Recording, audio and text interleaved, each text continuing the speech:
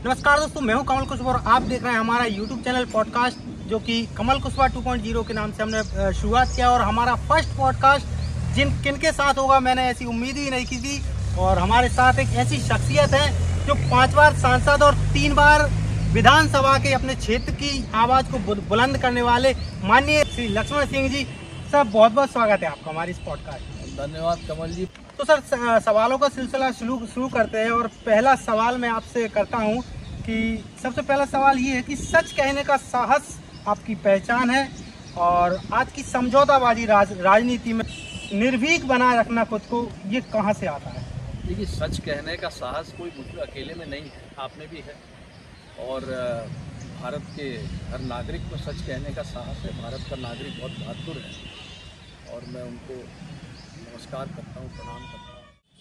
आपके इस बेबाक अंदाज से आपके कार्यकर्ता और क्षेत्र की जनता तो खुश रहती है, लेकिन जब नेतृत्व की बात आती है तो उसको बहुत जल्दी बुरा लग जाता है। इसका क्या कारण है?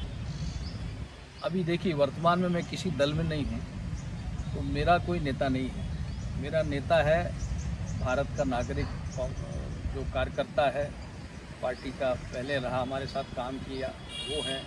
और आज युवाओं को मैं आमंत्रित कर रहा हूँ, वो मेरे नेता है।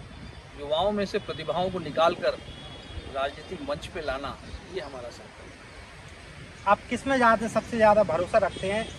खरी साफ सुथरी बात, या फिर कूटनीतिक राजनीतिक तरीके से जो लोग कूटनीतिक बातें करते हैं, उसमें किस में भरोसा ज़्यादा रखते हैं? भरोसा की जब आप बात कर रहे हैं तो मैं ईश्वर पे भरोसा करता हूँ और अपने आप पे। क्या हुआ? चलिए, आपको क्या लगता है कि सत्य का मार्ग अपनाने से व्यक्ति राजनीतिक रूप से कमजोर होता है, उसका नुकसान होता है? सत्य का मार्ग अपनाना ही चाहिए। गांधी जी ने अपनाया था, उन्होंने नुकसान फायदा नहीं किया। ऐसे बहुत सारे और सत्य के मार्ग पर चलना चाहिए। नुकसान फायदा तो ये जीवन काल है। जहाँ ज़्यादातर नेता अपनी ऊर्जा विपक्षी दलों पर, मतलब हम कहें कि किसी दूसरी पार्टी के लोगों पर ऊर्जा लगाते हैं, उनकी कमियां निकालते हैं, लेकिन आपने अपनी खुद की पार्टी जो थी उसकी कमियां निकाली ताकि उसमें सुधार हो सके। ये जो हिम्मत आई, ये कहाँ से आई? देखिए, ये आपने सही कहा, पार्टी एक दूसरे की कमियां निकालती है। जब आप कमियां निकालती हैं तो उन्होंने जो अच्छा काम किया उनकी चर्चा भी करिए। सही। कांग्रेस पार्टी अगर बीजेपी की कमियां निकालती है या दूसरी पार्टियों की कमियां निकालती है, तो कमियां तो सब पार्टियों में हैं, उनमें खुद में भी हैं। पर उनने कोई अच्छा काम किया तो आप बोलिए। भाजपा को भी चाहिए कि वो भी, अगर कांग्रेस ने कोई अच्छा काम किया है, पहले देश को आज़ाद कराया, इस कितना बड़ा काम किया, तो उसकी सराहना करना चाहिए। सही। अगला सवाल सर, हम आपसे पूछे हैं कि क्या आप मानते हैं कि संगठन के अंदर आत्ममंथन और सुधार की बात करना बाहरी आलोचना से ज़्यादा जरूरी है? कोई भी संगठन हो, संगठन का अर्थ ही यही है कि जनता, लोगों का एक समूह जो बैठकर एक सामूहिक निर्णय लेता है, यही संगठन है। जिस भावना से जहाँ ये काम होता है, वो योजना या वो दल सफल होता है, और इसीलिए संगठन सर्वोपरि होता है। चलिए, अगला सवाल पूछते हैं सर। आपने कांग्रेस के आंतरिक लोकतंत्र की जो कमियां हैं उन पर आपने चिंताएं जाहिर की। ये बहुत गंभीर है। क्या आपको लगता है कि आप नेहरू जी की उस लोकतांत्रिक विरासत को फिर से स्थापित करने की लड़ाई लड़ रहे हैं जिसमें पार्टी की कमी दिखाई देती है? देखिए, कोई भी राजनीतिक दल हो, कोई भी संगठन हो, उसमें जब तक आंतरिक लोकतंत्र नहीं है, तब तक वो सफल नहीं हो सकता। जो संगठन को चलाते हैं या जो संगठन के मुखिया हैं, वो अगर संगठन के लोगों की नहीं सुनेंगे और संगठन को लोगों अपनी सुनाएंगे केवल, तो वो संगठन फेल हो जाएगा। और यही कांग्रेस पार्टी के साथ हो रहा है, और आगे भी कुछ मुझे ज़्यादा परिवर्तन नहीं दिख रहा। तो वो कहाँ कितना नुकसान होगा, वो तो पार्टी का। अगला सवाल मैं सर आपसे पूछने जा रहा हूँ। ये हर किसी शख्स के मन में उभरता है, बहुत ज़्यादा उभरता है, कि आंतरिक लोकतंत्र से जुड़ा सवाल है ये। नेता प्रतिपक्ष किस आधार पर चुना जाना चाहिए? कार्यकर्ताओं के मतों पर या हाईकमान के निर्देशों पर? देखिए, नेता प्रतिपक्ष तो जो चुने हुए राजनीतिक प्रतिनिधि संसद में होते हैं, उनके राजनीतिक दल जो है वो चुनते हैं। उसमें जनता की भागीदारी नहीं होती है। जनता अपना प्रतिनिधि चुनती है। लोकसभा में सदस्य किनको भेजना उनको चुन के भेज देते हैं, जनता का काम वहाँ समाप्त हो जाता है।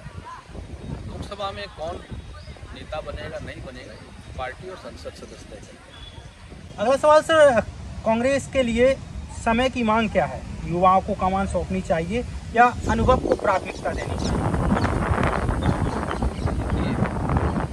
कमान जो काबिल हो उसको सौंपना चाहिए। अगर कोई अनुभव वाला काबिल है तो अनुभव वालों को, अगर युवाओं में कोई काबिल है तो युवाओं को, लेकिन केवल युवाओं को सौंपना ये भी समझदारी का काम नहीं है। कांग्रेस ने राहुल गांधी को युवा समझ के कमान सौंपी थी। आज राहुल गांधी बुढ़े हो गए लेकिन कांग्रेस पटिया मेट हो गई है। तो इस तरह जो अनुभव वाला भी हो, जो नतीजे ला सके, उसको देना चाहिए। क्या आपको लगता है कि आपने कांग्रेस पार्टी को भी समय समय पर अपने सुझाव दिए, उन पर अगर पार्टी अमल करती, उन पर थोड़ा सा भी ध्यान करती तो आज कांग्रेस पार्टी की स्थिति कुछ और हो सकती थी? अब ये कांग्रेस वाले जाने, में तो कांग्रेस में हूँ नहीं, पर हाँ सुझाव में देता रहता हूँ। अगला सवाल है सर कि आपका निष्कासन राहुल गांधी जी पर आपकी एक सीधी टिप्पणी के बाद हुआ। क्या आप पार्टी को वो आईना दिखा रहे थे जिसे किसी और नेता ने दिखाने की हिम्मत नहीं की? देखिए, जो गुजर गया, मैं पलट के नहीं देखता। और जो हुआ उसे मैंने भी स्वीकारा और उन्होंने स्वीकारा। चलिए, क्या आपको लगता है कि निष्कासन से पहले भी पार्टी में आपके नैतिक विचारों को दबाने की कोशिश हुई लेकिन आप अपने सिद्धांतों पर डटे रहे? देखिए, जनता जानती है और मैंने जैसा कहा कि जो गुजर गया, पलट के देखने वालों में से मैं आगे देख के चलता हूँ। आपने कार्यकर्ताओं की कांग्रेस का जो विजन रखा है, जैसा कि अब हाल ही में आप समरसता रैली निकालने वाले हैं, तो आपने जो कार्यकर्ताओं के लिए कांग्रेस का विजन रखा है और जिसके लिए आप यात्राएं करने जा रहे हैं, क्या यह मध्य प्रदेश में एक नए राजनीतिक आंदोलन की शुरुआत है? देखिए, अभी कांग्रेस शब्द को आप अभी मत लाइए जी। अभी एक समरसता यात्रा हम इसलिए निकाल रहे हैं कि एक समरसता का वातावरण बने। आज धर्म के ऊपर लोग लड़ रहे हैं, जाति के ऊपर लोग लड़ रहे हैं। जो राष्ट्रीय मुद्दे हैं, जो राष्ट्रहित के मुद्दे हैं, बेरोजगारी है, खेती किसानी है, उद्योग धंधे हैं, शिक्षा है, स्वास्थ्य, इन पर चर्चा कम होती है।